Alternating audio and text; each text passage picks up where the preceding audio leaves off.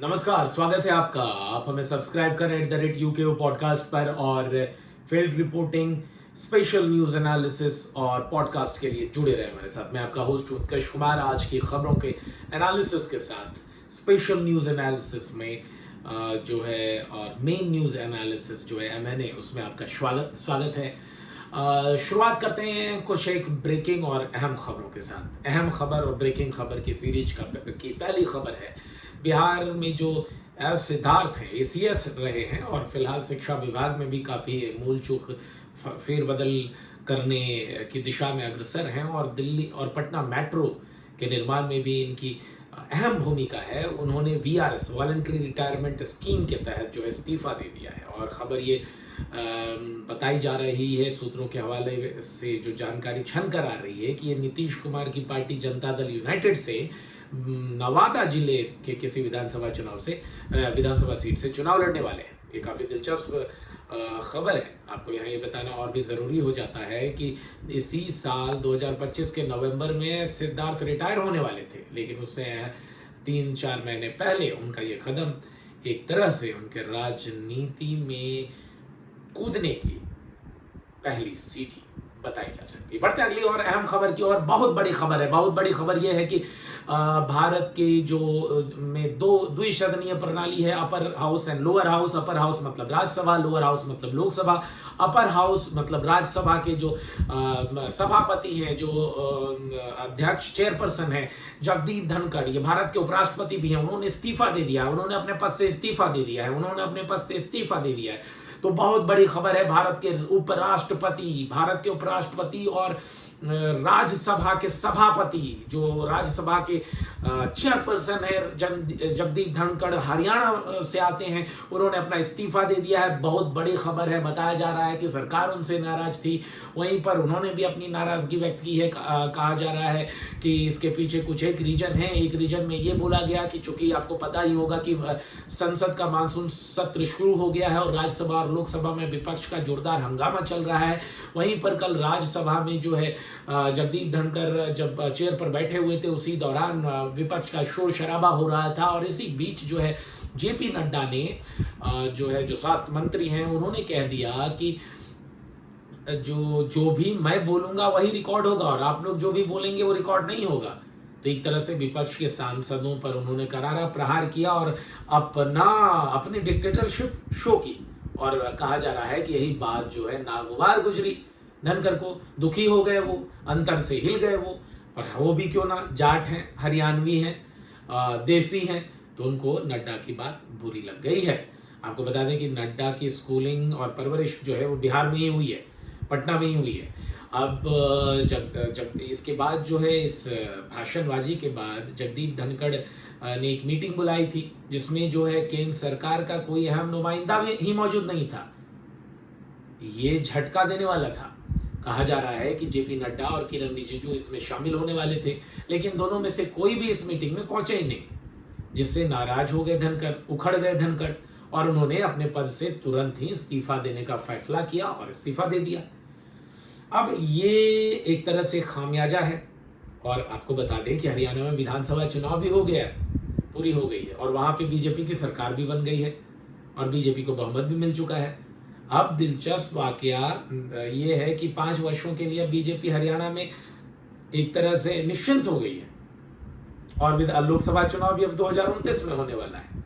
विधानसभा चुनाव भी खत्म हुआ है। इससे पहले भी हरियाणा से आने वाले जाट नेता और जम्मू कश्मीर के राज्यपाल सत्यपाल मलिक से भी मोदी की भिड़ंत हुई थी और उन्होंने इस्तीफा दे दिया था।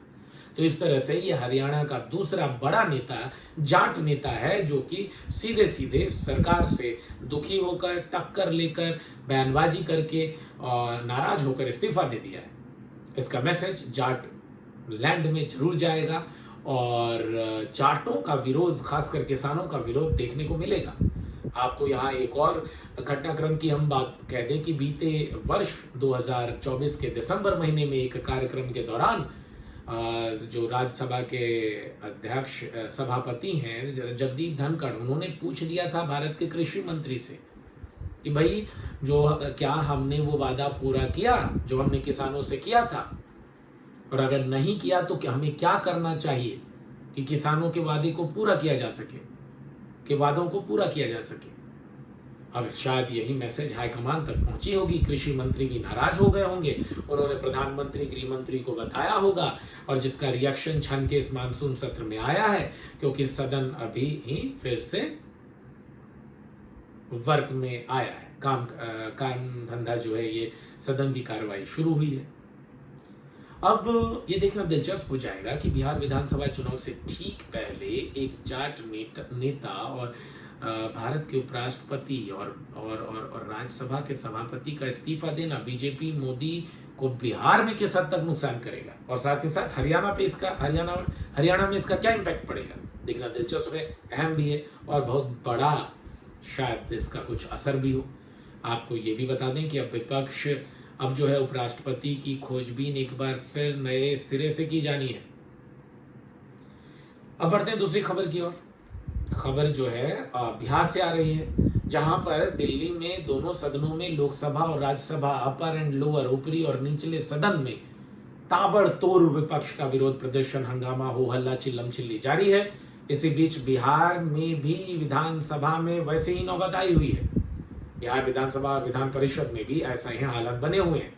आज नौबत ये तक आ गई कि रिपोर्टर्स की जो टेबल थी उसे तोड़ने की कोशिश कर दी विपक्ष के नेताओं ने। कल परसों से भी विपक्ष के नेता उग्राज दिखे। इससे पहले विपक्ष ने विधानसभा कुछ दिन पहले मानसून सत्र के शुरू होने के दिन ही विधानसभा का घेराव किया, अंदर और बाहर खूब हंगामा किया, जिसके बाद नीतीश कुमार सदन से वॉकआउट कर गए। यूजुअली विपक्ष वॉकआउट करता है, यहाँ तो सीएम ही भाग लिए। हालांकि पलटी मारने में उनका कोई जोर नहीं है। अब देखना दिलचस्प हो जाएगा कि इस उग्रता का असर जो है वो विधानसभा चुनाव में किसके पाले जाएगा। इस बीच अब लोगों के मोबाइल हैंडसेट पर बिहार सरकार मैसेज भेजना शुरू कर दी है। मैसेज में यह स्पष्ट तौर पर कहा जा रहा है कि 1 अगस्त 2025 से आपके घरों का बिजली बिल माफ हो जाएगा। 125 यूनिट तक घरेलू इस्तेमाल की जाने वाली बिजली बिल जो है वो अब शून्य हो जाएगी। आपको यहाँ ये भी बताना जरूरी हो जाता है कि इससे पहले भी बिहार सरकार बिजली बिलों में राज्य सरकार का अनुदान यानी सब्सिडी दिया करती थी। अब ये 125 यूनिट और उस सब्सिडी कमोबेश मुझे तो लगता है कि बराबर ही बैठेगा, कुछ एक रुपए का अंतर होगा। तो एक तरह से ये झुंझुना या लॉलीपॉप है। अब बढ़ते हैं अगली खबर की ओर। प्रशांत किशोर ने एक टीवी चैनल को इंटरव्यू देते हुए ये कह दिया है, एक बार फिर से दोहराया है कि या तो वो अर्श पर रहेंगे मतलब 10 से कम सीटें, या फर्श पर रहेंगे मतलब कि सरकार बनाने की स्थिति में रहेंगे। उन्होंने तुम तड़ाक करते हुए बिहार के डिप्टी सीएम सम्राट चौधरी को भी निशाना साधा है। सम्राट चौधरी ने हाल ही में कहा था कि 5 वर्षों में वो बिहार के बाहर रहने वाले जितने भी लोग हैं, जितने भी प्रवासी हैं, मजदूर, लेबर, मिस्त्री एंड ऑल हैं, उनको वापस ले आएंगे।